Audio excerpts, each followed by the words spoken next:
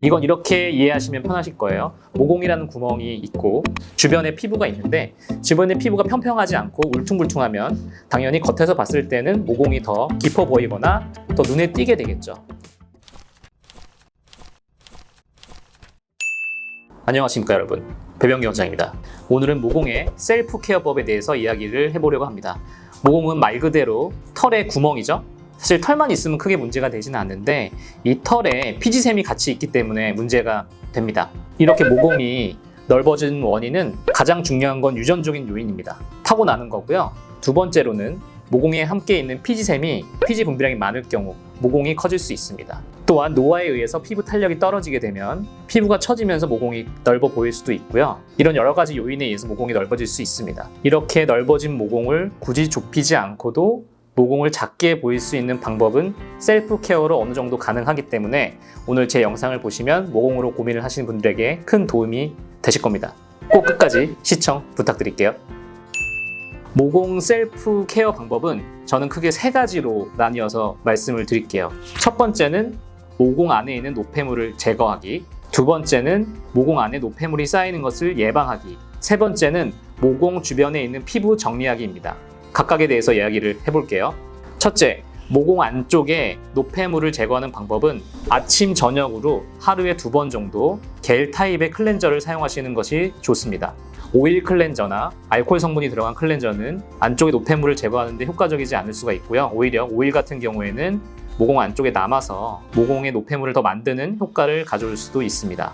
하지만 모공 안쪽의 노폐물을 제거하기 위해서 과하게 스크럽을 하거나 알갱이가 있는 타입의 클렌저는 피부에 자극이 될 수 있으니 피하시는 게 좋아요.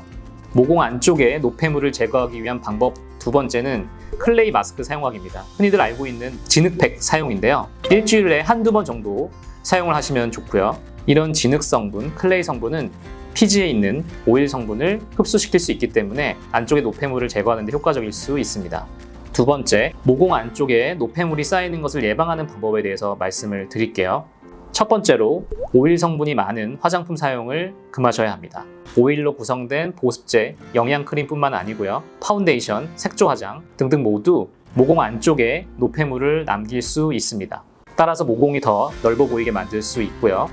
그 다음에 두 번째는 그날 한 화장은 반드시 잠들기 전에 다 지우고 잠자리에 드셔야 합니다. 웬만하면 오일 클렌저를 사용하지 말라고 말씀을 드려요. 하지만 파운데이션이나 강한 색조 화장을 할 경우에는 이렇게 모공이 큰 분들의 경우에는 오일 클렌저를 사용해서 깨끗하게 제거해 주는 것이 모공에는 오히려 더 좋을 수 있어요. 그리고 세 번째는 스티바 A 연고 사용하기입니다. 스티바 A 연고는 트레티노인, 비타민 A 성분으로서 피지샘에 작용을 해서 피지 분비를 낮춰주는 것으로 알려져 있죠. 따라서 모공 안에 피지, 즉 노폐물이 쌓이는 것을 예방해 줄 수 있습니다. 사실 트레티노인 성분의 경우에는 이런 피지샘의 분비를 막는 것뿐만 아니라 모공에 좋은 도움을 줄 수 있는 여러 가지 기능이 있기 때문에 피부과 전문의의 상담을 하신 뒤 처방을 받아서 사용하시면 도움이 될 수 있으실 거예요. 마지막으로 모공 주변의 피부 정리하기, 셀프 케어법에 대해서 말씀드릴게요. 이건 이렇게 이해하시면 편하실 거예요. 모공이라는 구멍이 있고 주변에 피부가 있는데 주변에 피부가 평평하지 않고 울퉁불퉁하면 당연히 겉에서 봤을 때는 모공이 더 깊어 보이거나 더 눈에 띄게 되겠죠. 따라서 모공이라는 구멍 주변의 피부를 평평하게 정리를 해주면 모공이 좀 더 잘 안 보이는 효과를 얻을 수 있습니다. 모공 주변의 피부를 정리하는 그 첫 번째 셀프 케어법은 아하 또는 바하 제품을 사용하는 거예요. 아하 같은 경우에는 알파 하이드록시 애시드의 줄임말이죠. 수용성 성분이기 때문에 주로 피부의 표면에 작용을 해서 필링 작용을 가져오게 됩니다. 따라서 모공 주변의 피부를 좀 더 평평하게 만드는 데 도움을 줄 수 있겠죠. 바하 같은 경우에는 베타 하이드록시 애시드의 줄임말로서 살리실릭 애시드가 여기에 속하게 됩니다. 이 성분의 경우에는 지용성이기 때문에 좀 더 피부 깊은 곳까지 침투를 할 수 있으며 피지 성분을 녹이는 데 조금 더 많은 도움을 줄 수 있습니다.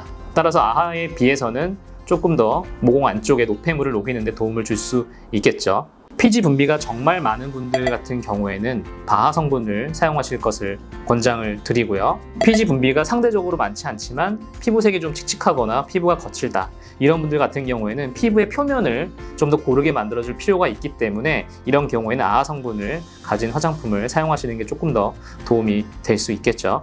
다만 역시 너무 자주 사용하게 되면 피부에 과한 자극을 줄 수 있기 때문에 일주일에 한두 번 이하로만 사용하시는 것이 좋고요. 또한 앞서 말씀드린 클레이 마스크와 같은 날 사용하시는 것은 피해 주시는 것이 좋겠죠. 두 번째, 적절한 보습입니다. 적절한 보습은 많은 분들이 흔히 알고 계시는 방법이겠지만 모공 주변에 떠있는 각질을 보습을 통해서 가라앉혀서 평평하게 만들거나 또한 과도한 피지 분비를 줄일 수 있는 방법이 될 수 있습니다. 따라서 적절한 보습은 아무리 강조해도 지나치지 않겠죠. 제가 지금까지 모공 셀프 케어법 3가지에 대해서 말씀을 드렸어요. 모공 안에 노폐물 제거하기, 모공 안에 노폐물 쌓이는 것을 예방하기, 그다음에 모공 주변의 피부 정리하기. 이렇게 3가지는 사실은 각각 따로따로 떨어져 있지는 않고요. 서로 연관되어서 모공을 관리하는 데 큰 도움을 줄 수 있는 방법들이니까 꼭 알아두시면 많은 도움이 되실 것 같습니다. 또한 마지막으로 제가 또 강조드리고 싶은 것은 선크림을 잘 바르는 습관이에요. 햇빛을 과도하게 받게 되면 피부의 탄력이 떨어져서 모공이 넓어지는 결과를 낳을 수 있기 때문에 이런 광도화를 막기 위해서 선크림을 잘 바르셔야 합니다. 따라서 제가 앞서 말씀드린 3가지에 각각에 포함된 셀프 케어법 및 선크림을 잘 바르셔서 모공으로 고민하시는 많은 분들에게 큰 도움이 되었으면 합니다. 감사합니다. 제 정보가 유용하셨다면 구독과 좋아요 부탁드리고요. 궁금하신 점 있으면 이 밑에 댓글로 남겨주시기 바랍니다. 감사합니다.